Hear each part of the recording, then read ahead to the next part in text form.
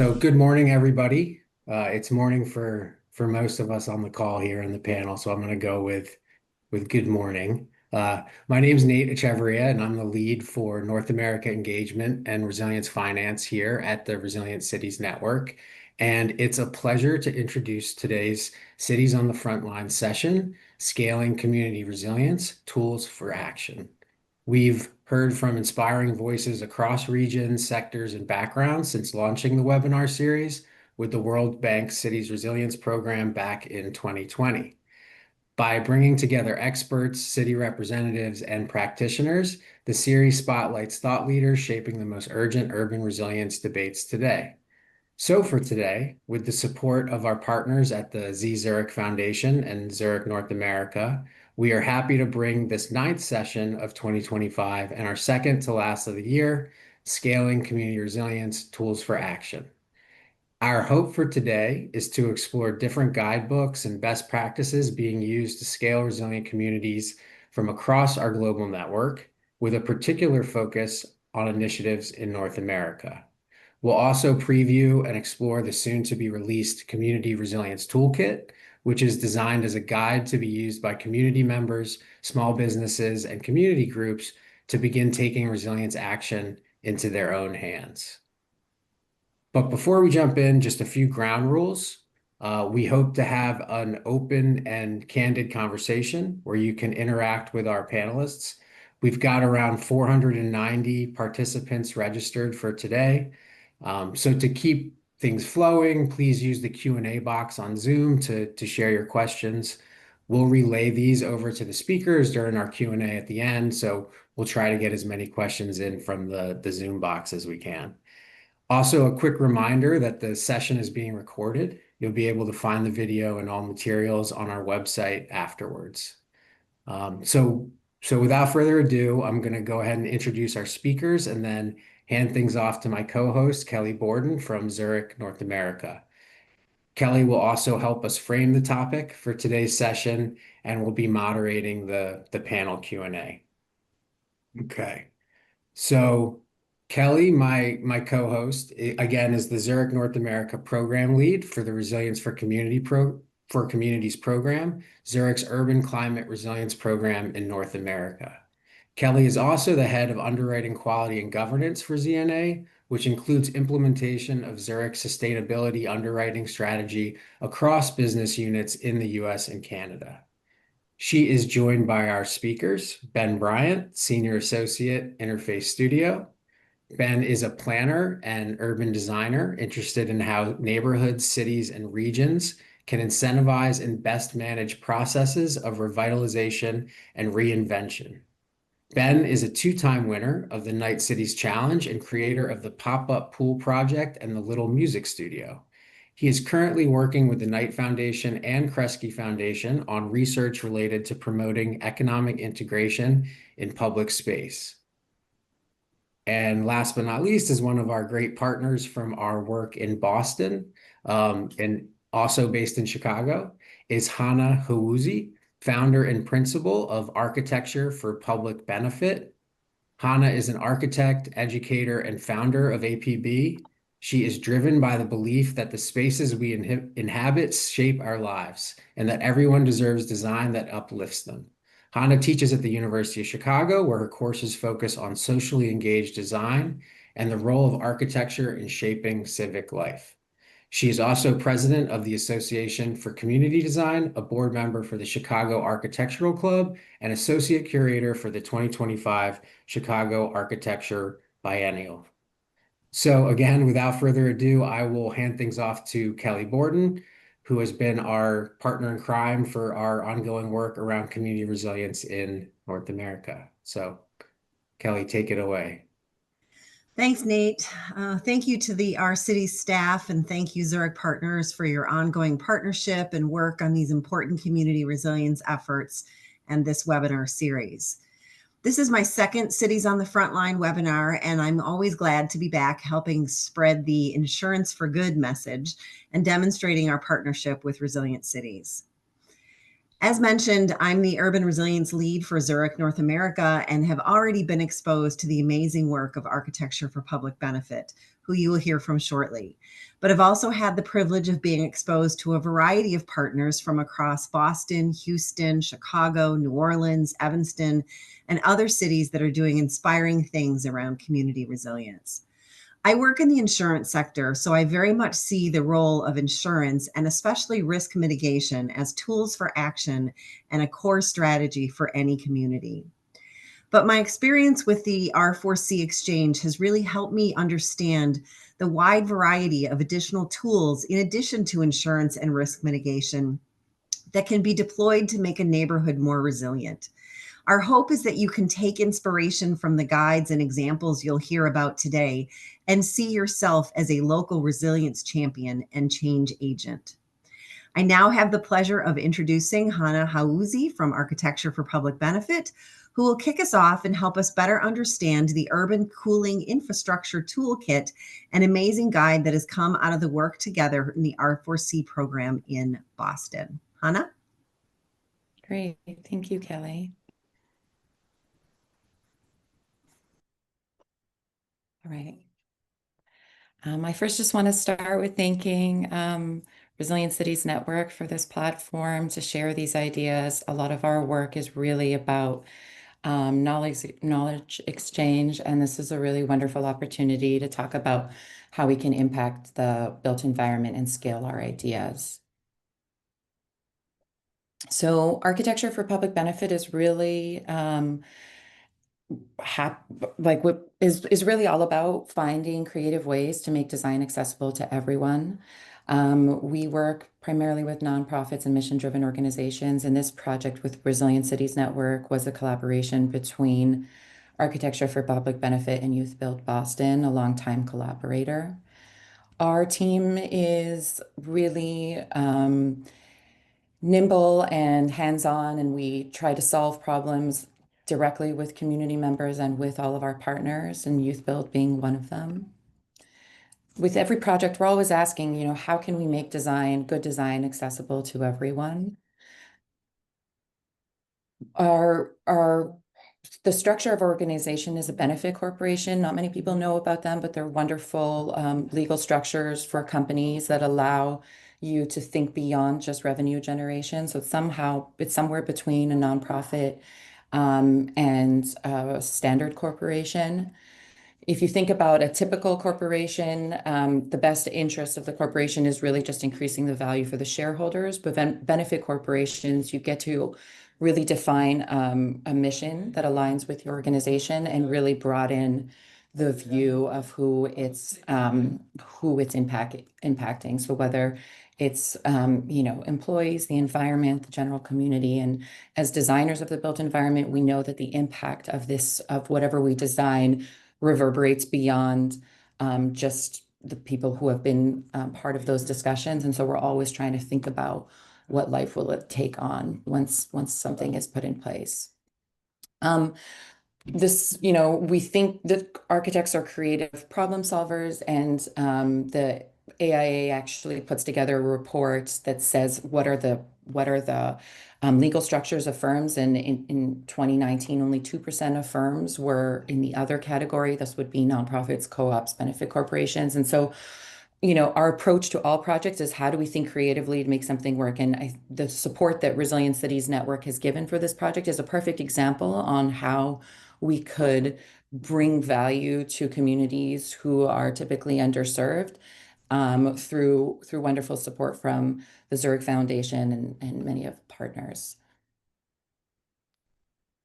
We think a lot about our constellation of partnerships. Our work with YouthBuild Boston actually started with the Boston Public Library. This was the first project that Architecture for Public Benefit did in 2022. It was in a response to COVID. Where libraries, 9 branches of the public library, were trying to think about how they could activate their outdoor space for people who didn't feel comfortable going into the library or when the library was closed. And so we worked with 9 different branches in Boston, and our approach was really collaborative and community-centered. We developed a pretty innovative community process where, because we were tasked to design all 9 branches, but each branch was different. Some of them had young community members who were going to schools. Others had, elderly knitting clubs. And so they all had different needs. And so by talking and engaging with each different community, we began to understand what the distinct needs were of each branch. And so this sort of formed a tapestry of ideas that got applied at each different branch, and we developed a kit of parts that got introduced at each site in a different way based off of what we learned. And our partnership with YouthBuild, YouthBuild Boston is a youth training, vocational training. They teach young people that are either in high school or just after high school how to build and enter the trades with wonderful training. They also teach design. And so we worked with them this was them in their shop where they produced over 500 of these modular furniture pieces. And then they also installed it on site for each of the 9 sites, really customizing some of the pieces for the particular location and building it to last over there.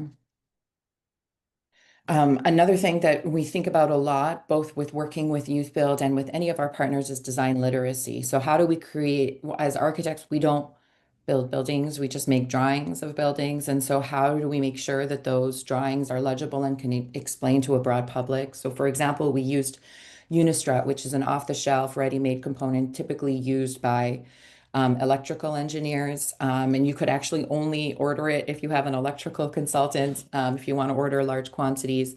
But we try to explain the kit of parts these are all standard pieces, but we've completely reimagined how they get assembled, and we want to make it clear for someone using it for the first time. And to create toolkits like the one we're talking about today that allow other people to do what we've done in different instances. So this is just a representation of one of the branches in Codman Square Library that doesn't have any green spaces anywhere in the neighborhood. And we sort of activated the sidewalk with shading that it was integrated with mist and some of this modular furniture.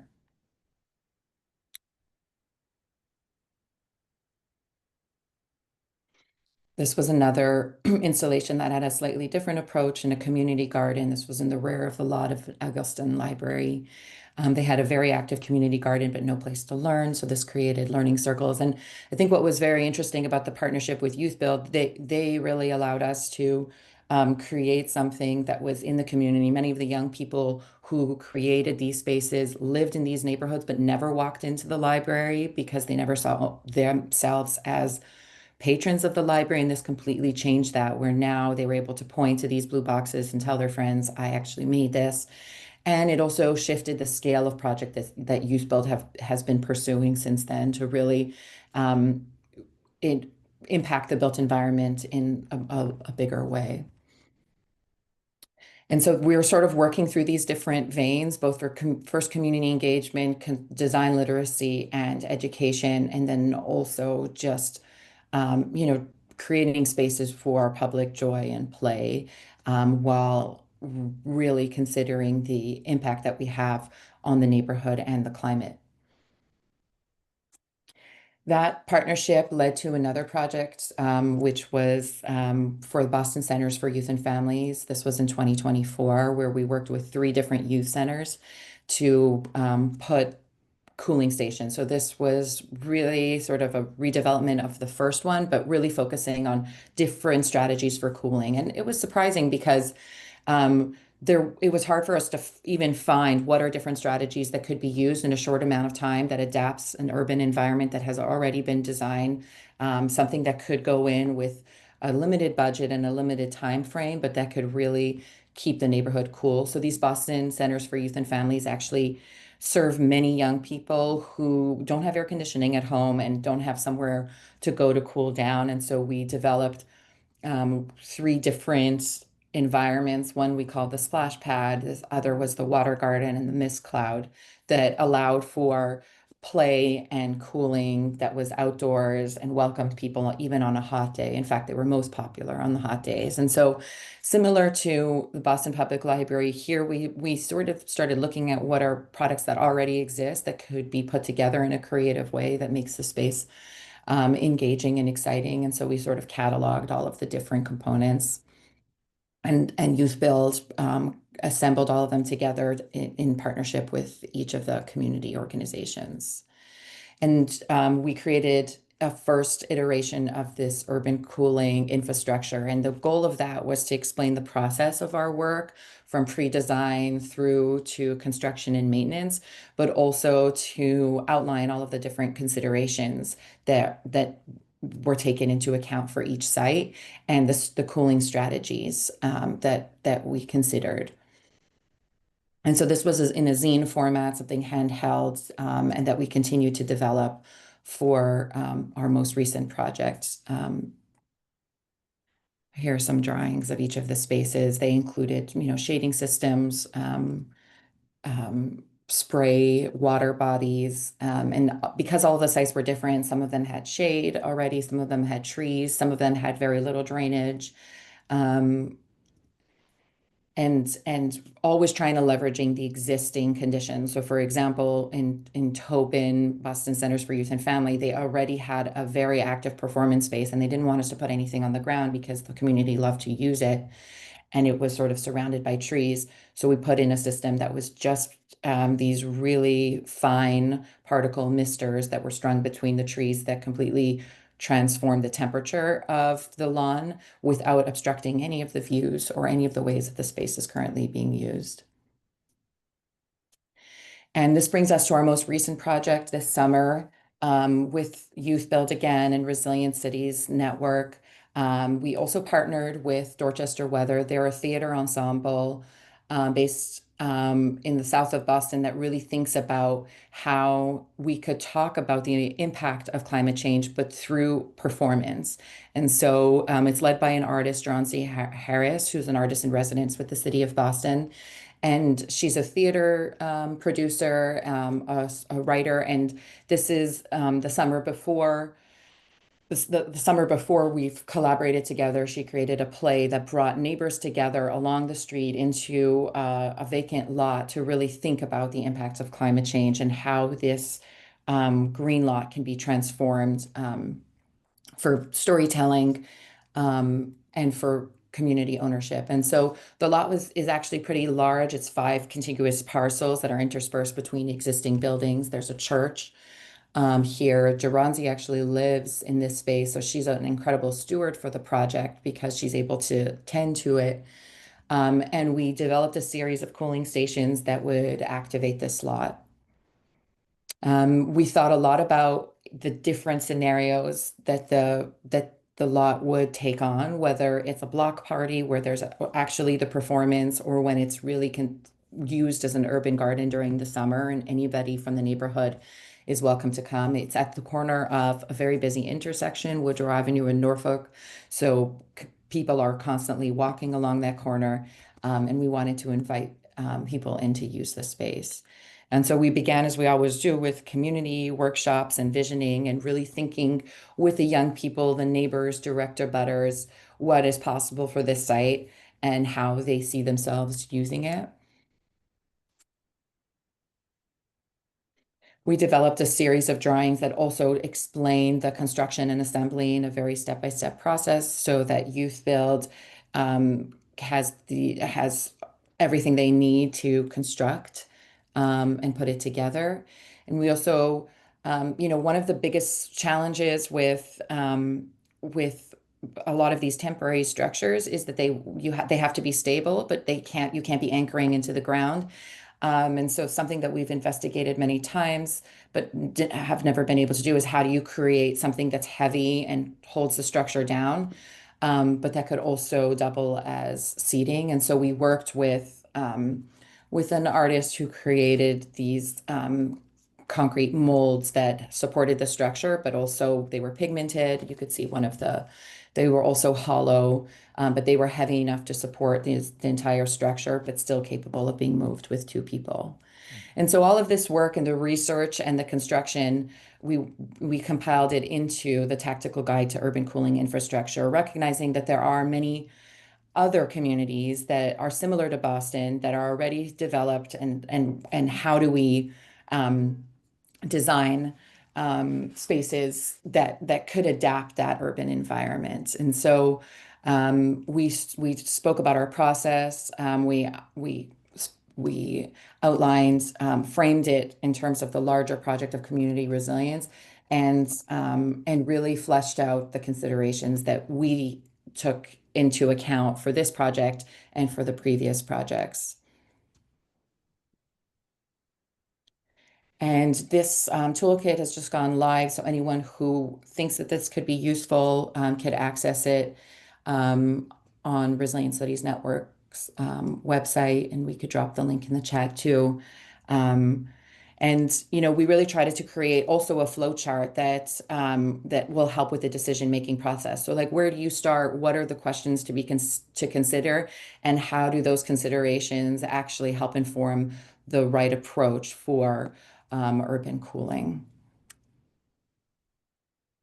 So here are the key strategies that we've outlined, including shade, ventilation, both mechanical or natural, and then different forms of water cooling.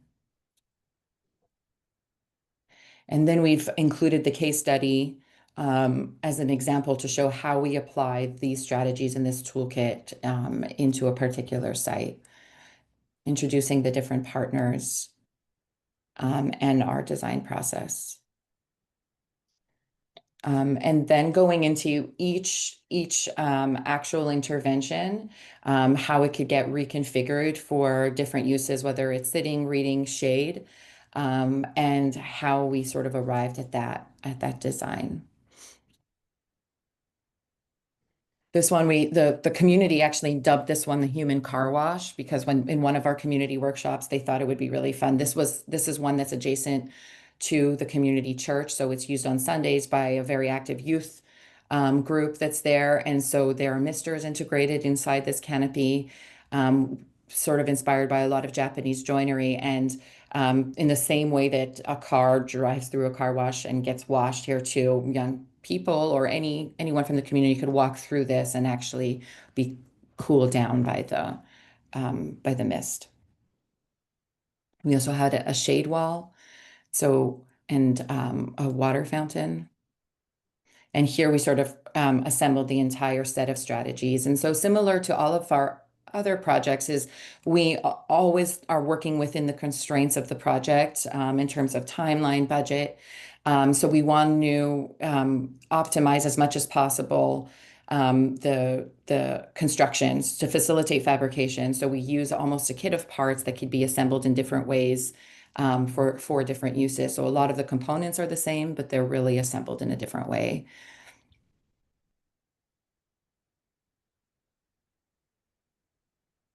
And the Dorchester Weather used these cooling structures also as stage props. So for their performance, they had a part where young people were in these ghillie suits, and they used them for their play. And so they're currently on the site, and actually they'll be continued to use even next summer, which is beyond what we anticipated, but it's going to be great. The Dorchester Weather will be doing another larger performance on the lot during the summer of 2026. So here you could see this was a script reading for the play, and brought community members in along the site to be able to hear this story and understand the impact of climate change.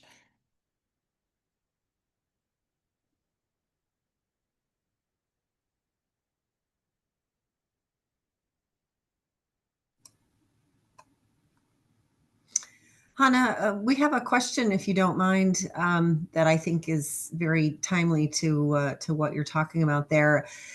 Richard is asking, can you say something about the economics of this program in the design and the construction in terms of the ongoing operations, management, maintenance? What is the carbon footprint like? Yeah, I think that's a great question. You know, whenever you put something out into a public space, you have to think about who's going to care for it, because it does require stewardship once it's there. And so we've included that also in our design strategy in terms of being able to track how it's being used, but then also who's going to be caring for it. So Dorchester Weather Theater Ensemble is really taking on the lead role of, for example, storing this during the winter and making sure all of the fabric is rolled up and cared for when it's not, it won't be in use and then taken back out again. Um, like I mentioned, because Geronzi lives nearby, she always has an eye on it and could see if, something has fallen over or something requires, turning. Also, for example, even just the scheduling of turning the water on and off when there are events, there needs to be someone who knows how to do that and could be able to do that. The church is also an incredible steward because they are using the space and using the site for many events. Um, so we always try to work with partners who know the communities really well and could help care for it because the designers aren't there once the project is done. Great. Thank you. Thank you for that. Jane also asks if there's a particular impact on the shade covering. And is there a reason this particular color was selected? Curious as to why it's not a lighter and more reflective color. Yeah, the color was actually a big decision question. We really, so this material is actually what's usually used for outdoor urban furniture. So it's vinyl coated and lets some of the wind pass through, but really creates shade underneath. We used two types, one that was a little bit more opaque and one that's more of a mesh. And Dorchester Weather really wanted it to be green so that it sort of highlights the fact that this is a green space in the city. The city of Boston actually really wanted to develop this into housing, and neighborhood groups came together, this site into housing, and neighborhood groups came together to sort of preserve it as an open space because they really were using it in that way. And so the community really wanted it to be a color that sort of celebrates the fact that this is a green space. And I think in some of these photos, it's sort of, something that really blends within the landscape. So that was more of a design decision that was really communicating an intent rather than performance in terms of like albedo and reflectivity and color. So the compromise was made there to really capture the community request. Yeah, I was just going to say, I think that's a testament to the community driven design in terms of what was going to work for the community in their intended use of the space, which I think is really great. Great. Okay, Lucas, we'll get to your question, but I do want to get to Ben and make sure that we have time for his presentation, and then we'll come back to some additional questions. So Ben, you want to take it from here? Mm-hmm. Yeah, let me just share my screen here. A second.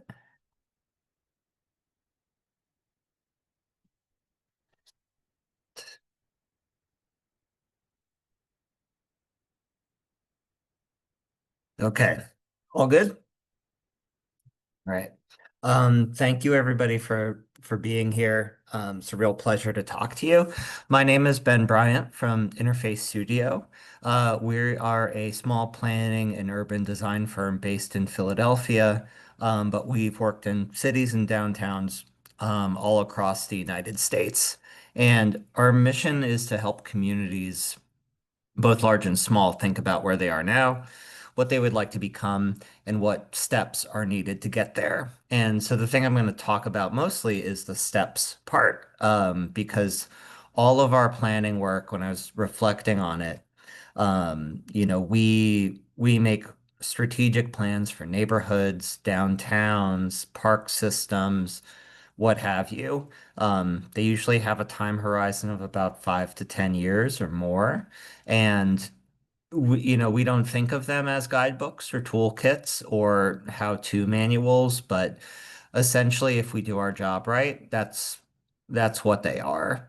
And that's what keeps them from sitting on the shelf, and actually being implemented and getting done.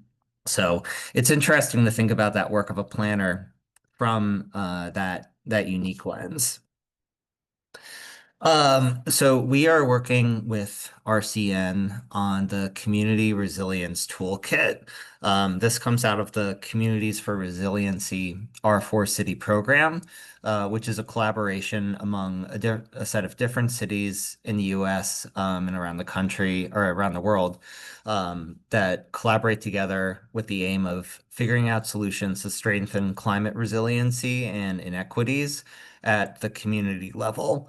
So this is exciting for us because these are very practical strategies, very hands-on strategies, and things that can make differences both in the short term and the long term.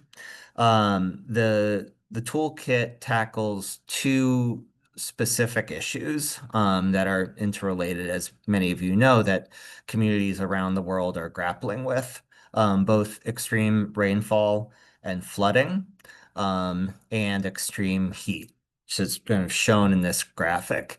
And we're addressing three audiences that are at that neighborhood level. And today I'm just going to walk you through a little bit of our thought process for making this toolkit and making sure that it's picked up and used and doesn't sit on a shelf and is usable for folks of different backgrounds. So we wanted to make sure that it didn't dumb down any important technical information, but we wanted anybody without any kind of design background or environmental background or what have you to be able to pick this up, use it, and see the relevance to it for their community. So in terms of how to do that, I think one of the most important things that we've learned to focus on from the outset are identifying your audiences and how to communicate them, what their backgrounds might be, what their interests are, and what the call to action is that you want each of them to take away from this. And identifying these audiences, in this case, it's really three. It's residents, it's small businesses, and it's Main Street organizations or place-based organizations that are kind of focused on a small geography within a community. So this is our toolkit is laser tailored at those three audiences. The next thing that we think about a lot is how will audiences access and view the toolkit? And I think the big ones that we think of these days are, is it going to be a print document? To what extent are people going to view this on a large screen? And to what extent are people going to view this on a small screen? And those three things can lead to very different solutions. The challenging part is that often the answer is all three. So we take a lot of time thinking about how to lay out information on a page in a way where if you want to print it out, if you want to view it on your desktop, or if you want to view it on your mobile phone, that it's possible to use this on all three of those different device types. And the other thing that we really try to emphasize across all of these mediums um, is an emphasis on the power of visuals to communicate the message, and providing just enough information to get points across, but not too much so as to overwhelm your different audiences.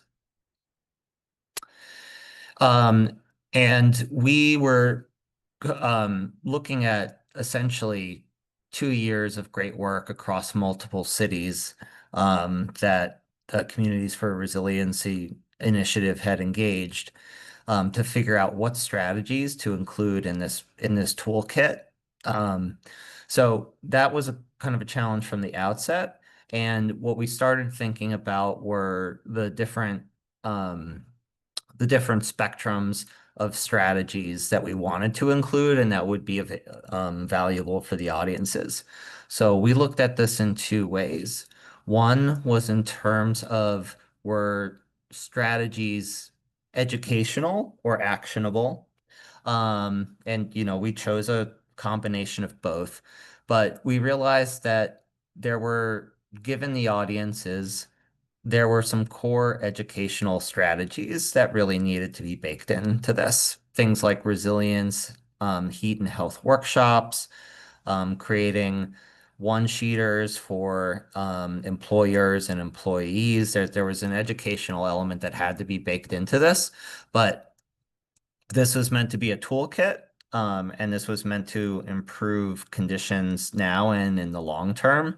So we also needed a set of actionable strategies that those three specific audiences could move on. So these included a lot of small things and long-term things, but in terms of small things, they included things like clearing storm drains that might be clogged with leaves or debris before heavy rain events or particularly strong rainy seasons, trimming tree branches, installing fans and AC units, all small actionable things that would add up to make a difference. The other way that we looked at this is in terms of short-term and long-term, and we thought it was really important to include both short-term strategies and long-term strategies.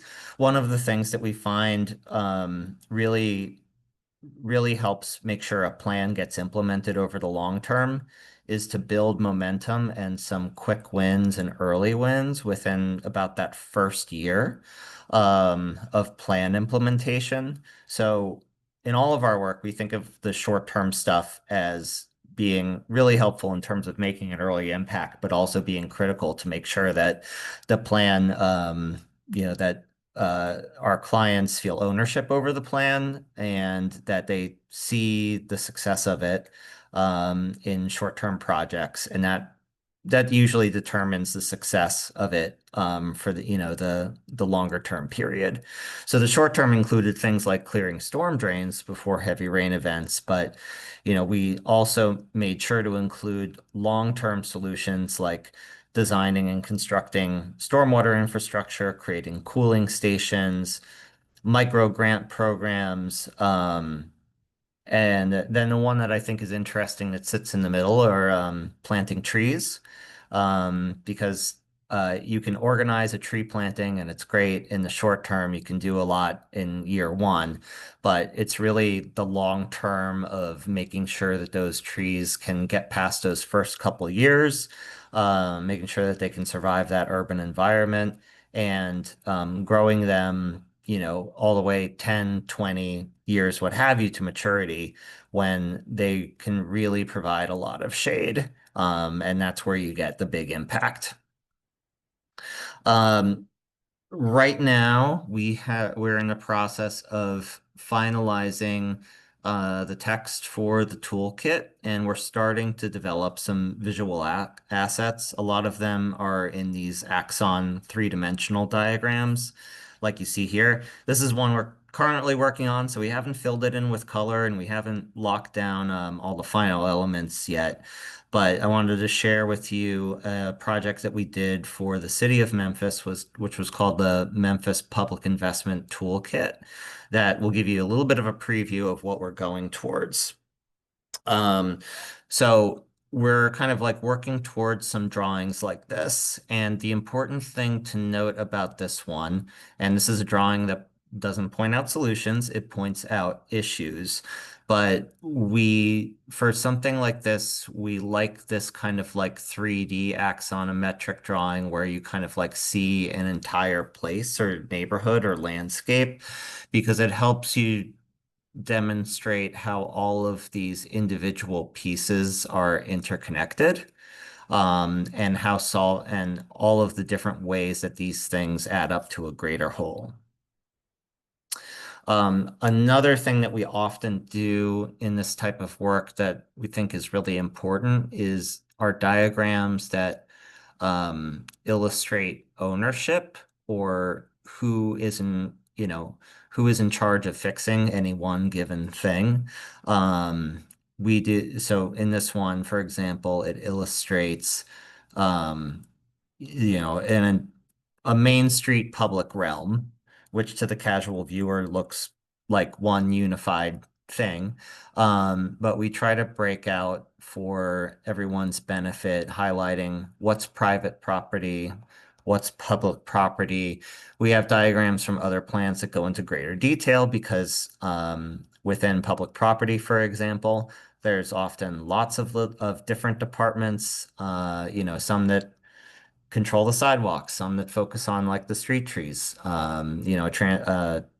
streets department that focuses on the roads and the lighting and things like that. So we want to create, a good understanding of how all of these pieces come together because engaging the right entity is critical to implementation.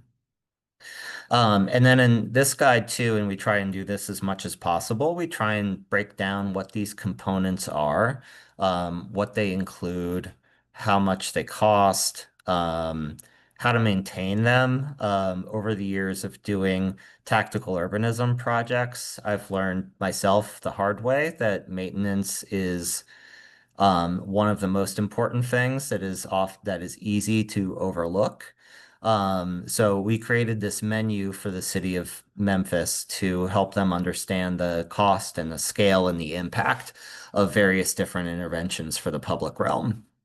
And then lastly, we are going to have drawings that are like this one, which help illustrate how all of those different components and solutions come together to make a better whole, and improve conditions across the community and how they all work together. So I will leave it at that and pass it back to Kelli and open the questions. Great. Thank you, Ben. Appreciate it. So while we are waiting for your questions, I wanted to bring Nicole back on. We have a question for you all. So you've been sitting very patiently listening to us talk, and we want to hear from you. So we have a question, a poll question, if you could take a look at your screen. When it comes to scaling community-driven solutions, what's the biggest challenges that cities face?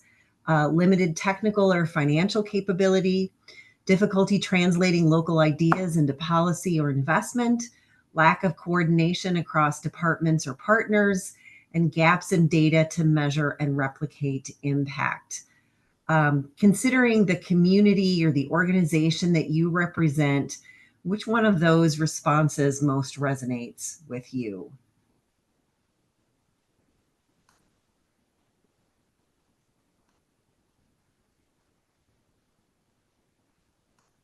And we'll give you just a minute or two.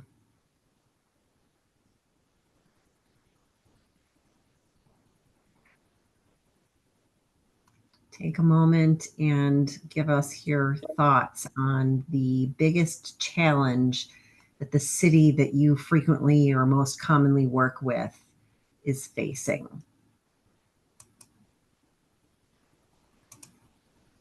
All right. And then Nicole, do you want to? Okay. All right.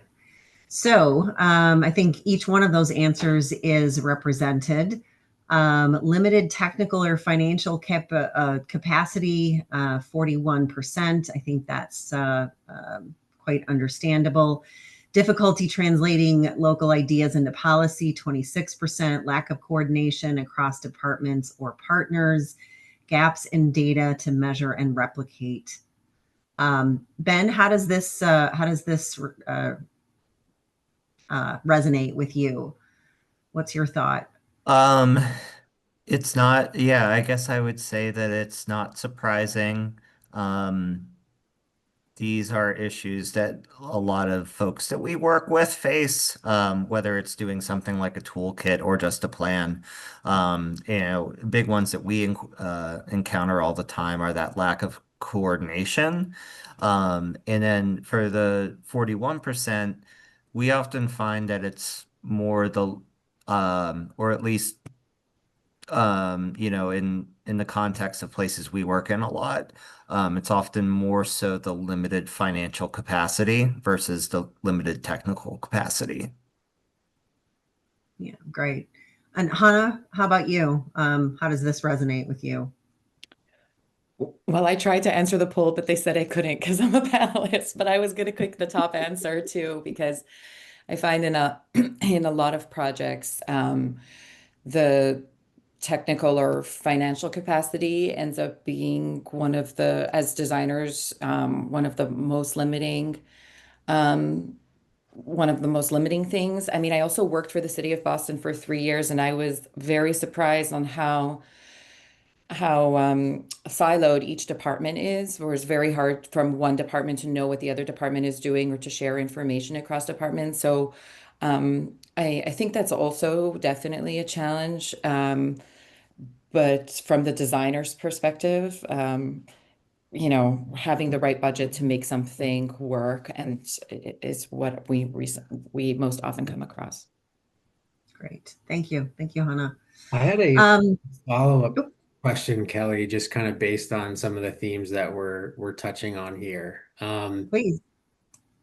So as a city network, right? Like, so we work really closely with our chief resilience officers and city officials. And I think one thing in both your presentations that was really amazing was just like how practical everything felt and how it seemed like really kind of tools that you could take and start implementing. I guess my question is, that I think each of you have sort of touched on, and it came up in the poll, is that like, if you were a city official, or if you were maybe advising like a city that was interested and really supportive of trying to promote community resilience, like what are some of the things that they could do, or what are some examples maybe in your work of like how the city has either supported what you guys were doing, or even in some cases like maybe got in the way a little bit, but like just how has that dynamic um been? Yeah, I mean, I'm thinking that cities um, would really benefit from having urban planners, architects, or designers in conversation with with with others, so that there's very much an interdisciplinary approach. When I worked with the city, actually, a lot of times I was joining discussions as the only architect or the only, um, and I think designers think of solutions in a different way because we're thinking about how the built environment is designed and how it could be change. So it's, for example, it's different than a policy lens, or it's different than an analysis lens, or knowledge sharing. And so I don't know. I think having like either a working group or sort of larger city plan for example, at the city, there's the Housing Innovation Lab, but there could be also like think tanks in cities on how you approach climate resilience and sharing knowledge between cities. And to definitely have designers in that group, I think that would be a really great way to bring ideas that are positive, solution oriented, in the same way that we're thinking, how could we practically apply something? But to bring those ideas to the forefront and bring them to the mayor, bring them to decision makers in the city. Yeah, but bring that design. Thank you, Hannah. Oh, sorry, but sorry. Go ahead, Nate. No, Ben, I'd love to hear your thoughts on that. Yeah, and I was answering a question in the chat. Could you repeat your question one more time, Nate? Yeah, it kind of the premise of the question is really like how, as a city official or a city department that's interested in promoting community resilience and really sees the value in this kind of bottom-up approach, um, what could be sort of things that they could do to help support this work? What would be kind of advice to city partners that you've worked with on similar projects? Um, it is a good question. I mean, I think that one of the things I think about sometimes, and this is kind of like both from my professional experience, but also my personal experience living in South Philadelphia, in a city that already had lots of hot and humid summers and is having more hot and humid summers, is that there's a lot of, and I bet this is the case in a lot of cities, there's a lot of existing assets or programs out there that are not they're the kind of like rules and policies and regulations around them aren't well calibrated for climate change and could, and that in some cases, it's maybe worth just kind of like asking why and taking a look at kind of like some of those existing policies to figure out how to do things better and make better use of those different programs and assets. So two specific examples from Philadelphia. The city for a long time has had a street tree planting program, which is great. We need more trees, we need more tree canopy. And it's great to have a way to incentivize that. But the way the program works is that individual homeowners have to proactively apply to the city for a street tree. The turnaround time of getting the inspection to see if you're approved takes a while. But what happens is the inspector at some point comes out and there's certain rules and regulations about how much sidewalk space you need, where utilities are, things like that. Which are all important, but they're all things that they check to see if the sidewalk in front of your home can support a street tree. And oftentimes that ends up leading to the inspector looking for issues. And because it's an older legacy city, there's oftentimes an issue, a technical issue, if you look for one. And so there isn't that flexibility of trying to figure out how to work within that block of, you know, where you can plant street trees or trying to make some kind of compromise or a creative solution for how to get the street trees. As a homeowner, you just get a letter at one point that says, sorry, you were denied without an explanation. So I think turning programs like that around to be more tree forward and yeah, is kind of the way to go. That in a way, planting street trees should be the default assumption, and that there maybe there's issues where um, you can plant a tree, but that the default should be on the planting. And then the other one in our city that is probably relevant for many cities are pools. We have over 70 public pools, which is more per capita than any other city in the country, but we don't really treat them as valuable assets. But they are great cooling resources. They happen to be located in many of the neighborhoods that need them most. But yet, as a city, we don't do enough to provide an adequate level of funding for them. And some simple things that I think would be worth exploring in the future for the city are extending pool hours and extending the pool season if they can, simply because it is, the heat of the summer is longer. It's not the summer that's kind of like from June to August that it used to be. It's often from like May to September. So just extending the time that that cooling asset is available to residents, I think would make a huge difference. And it's already there. Um, Thanks, Ben. There's one more question. I know we're quickly running out of time, but I do want to just try to get one last comment from you. Daruba makes, I think, a really good point, and that is a lot of what we've talked about today contemplates that there's land available to develop these projects that you've discussed. But what about congested cities where the design may be very different? Can you offer any comments or suggestions on those cities where there's very little land available to build these sorts of projects? Um, my immediate thought goes to going vertical and things that can be suspended overhead, but maybe I'll kick it back over to Hannah, because that's very much in the world of the stuff you guys were working on.